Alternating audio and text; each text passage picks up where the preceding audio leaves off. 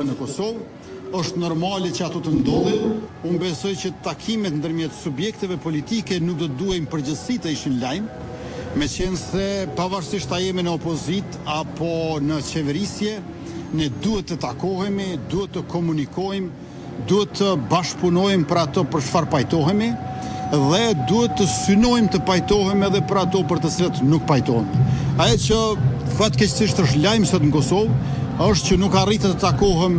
sërish me kryetarin e ri të Aleancës për Ardhmërinë e Kosovës,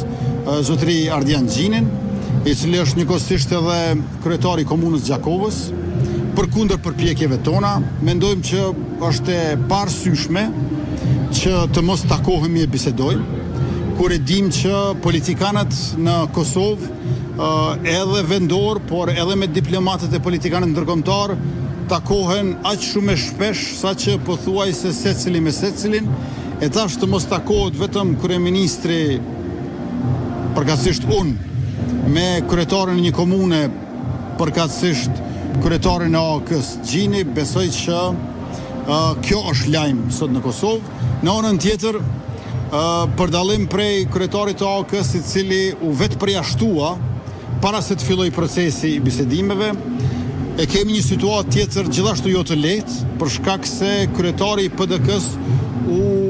vetë përjashtua në fillim të procesit të bisedimeve, zhvilluam vetëm një takim, unë besoj që duhet takohemi edhe më tej, kjo nuk u bë e mundur, vullneti dhe gatishmëria ime, përveç se interesimit tim, do t'jenë gjithmonë aty, pra në një kohë të përshtatshme, në cilin do vend që zgjedhin ata, unë jam i gatshëm që të takohem edhe me kryetarin e AK-s, edhe me kryetarin e PDK-s. Kemi aq shumë tema për t'i diskutuar, nuk besoj që nuk ka diçka për të cilën nuk pajtohemi, ka shumë gjëra për cilat pajtohemi dhe që mund t'i shndrojmë në një plan veprimi. Në anën tjetër për interes shtetëror, edhe nëse kemi mos pajtime, nuk besoj që të gjitha mos pajtimet ngelen të tilla nëse ne takohemi edhe përpiqemi që t'i urëzojmë ato. Sa i përket takimit me Lidhjen Demokratike të Kosovës, përkatësisht me krerët e saj, lajm do të ishte po të kishim marrëveshje. Marrëveshje politike nuk kemi, pra diskutuam për çështje të ndryshme, për mundësi që i kemi përpara, kemi nevojë për një marrëveshje politike e cila respekton rezultatin zgjedhor, nuk e zëvendëson atë, por e shndron rezultatin zgjedhor edhe në kontribut për stabilitet institucional dhe për funksionim të Republikës së Kosovës në mënyrë demokratike. Askush nuk i do zgjedhjet e reja, mirë po nëse nuk do të kemi marrëveshje, nëse nuk do të kemi hapa përpara, përkundër mos dëshirës që të shkojmë në zgjedhjet e reja, fatkeqësisht ato mund të shkaktohen. Për këtë jemi të vetëdijshëm edhe lëvizja vetëvendosje, edhe Lidhja Demokratike e Kosovës.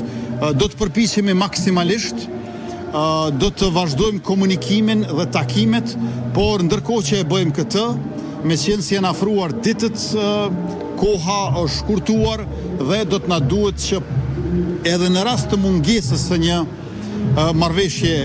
politike në ditën e nesërme, pas nesër të jemi në fillimin e seancës konstituive të legjislaturës së 19. Po Lërika vetëvendosja ndonjë kandidat për president edhe diskutuar me Severin Argjiku edhe për ato votat e deputetëve në Komisioni Paktore, në qoftë se ata kanë thonë që nuk do ta bëjnë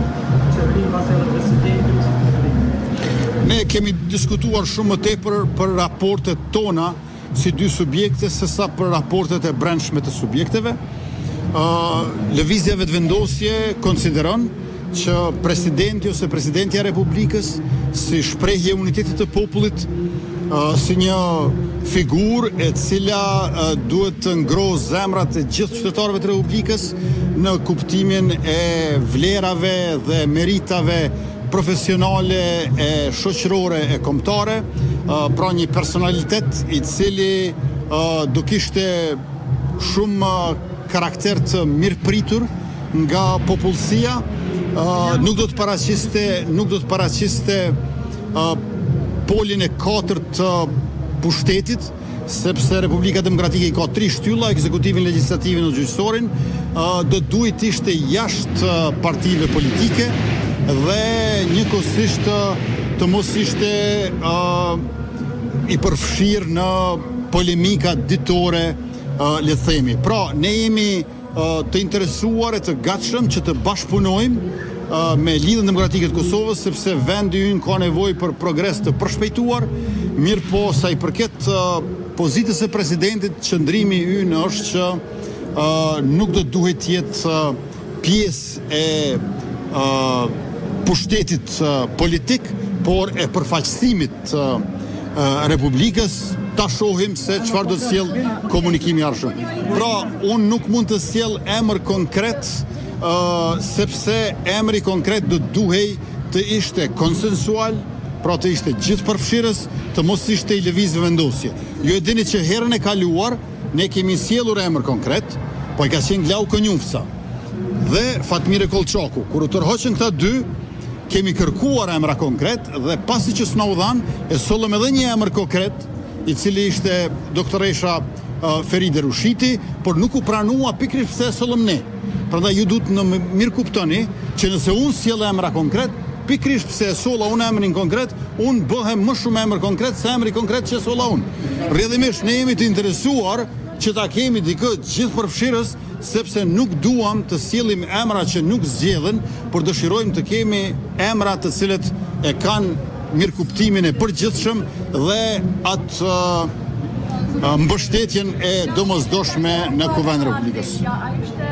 Musa Osmani emri i LDK-s apo dhe çfarë kërkoi LDK-ja që nuk marrit marrëveshje? Nuk kemi folur për emrat presidentes apo presidentit, kemi folur për rrugën përpara në bashkëpunimin e lëvizjes vendosje me LDK-n dhe meqense kemi pasur situata të pothuajse edhe rivalitetit në kuvend shumë shpesh, nuk është kollaj tash që për këto s'mund të them as pak ditë, po madje pak orë para fillimit të seancës konstituive të kuvendit, ne të i kalojmë të gjitha gjërat. Megjithatë po punojmë maksimalisht. Faleminderit shumë.